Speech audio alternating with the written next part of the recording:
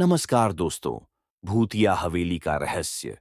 यह कहानी एक छोटे से गांव की है जहां एक पुरानी हवेली खड़ी थी। गांव के लोग उसे भूतिया हवेली कहते थे।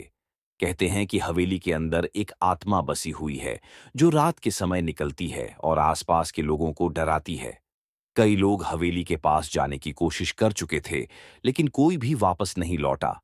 एक दिन एक युवा लड़का, जिसका नाम राज था, ने सोचा कि वह इस रहस्य का पता लगाएगा।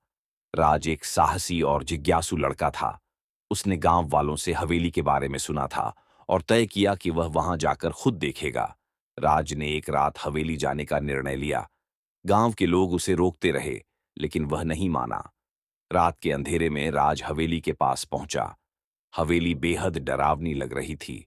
खिड़कियां बंद थीं, दरवाजे चुपचाप झूल रहे थे। राज ने धीरे धीरे दरवाजा खोला और अंदर घुसा। जैसे ही वह हवेली के अंदर दाखिल हुआ, अचानक ठंडी हवाएं चलने लगीं और एक अजीब सी आवाज सुनाई देने लगी। राज, तुम यहां क्या कर रहे हो? एक धीमी घबराई हुई आवाज उसके कानों में पड़ी। राज डरते हुए पीछे मुड़ा और देखा कि एक कटा-फटा चेहरा सामने था। यह एक महिला की आत्मा थी, जो सफेद साड़ी में लिपटी हुई थी। उसकी आंखों में एक अजीब सी चमक थी। आत्मा ने राज से कहा, तुमने मुझे परेशान करने का निर्णय लिया है। अब तुम्हारी बारी है। राज समझ गया कि यह वही आत्मा है जिसे लोग कई सालों से डरते थे, लेकिन उसने अपनी हिम्मत नहीं खोई। उसने आत्मा से कहा, तुम मुझे डराने में सफल नहीं हो सकती। मैं तुम्हारी कहानी सुनना चाहता हूं। आत्मा थोड़ी देर चुप रही, फिर उसने अपनी दर्द भरी कहानी सुनानी शुरू की। वह एक समय में हवेली में रहने वाली एक सुंदर और खुशहाल लड़की थी, जिसका नाम मीरा था। मीरा के साथ एक भयानक घटना घटी थी, जब एक दिन उसकी शादी के बाद उसे धोखे से मरवा दिया गया था। उसकी आत्मा ने कई सालों से हवेली में बसी थी, क्योंकि वह अपनी मौत का बदला लेना चाहती थी।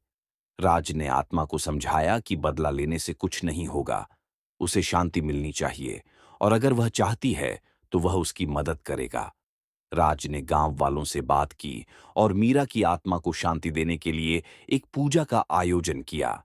पूजा के बाद मीरा की आत्मा को शांति मिली और उसने राज का धन्यवाद किया। इसके बाद वह हवेली से चली गई और गांव में शांति लौट आई। राज ने इस रहस्य को सबको बताया और गांव में मीरा के नाम पर एक स्मारक बनवाया गया।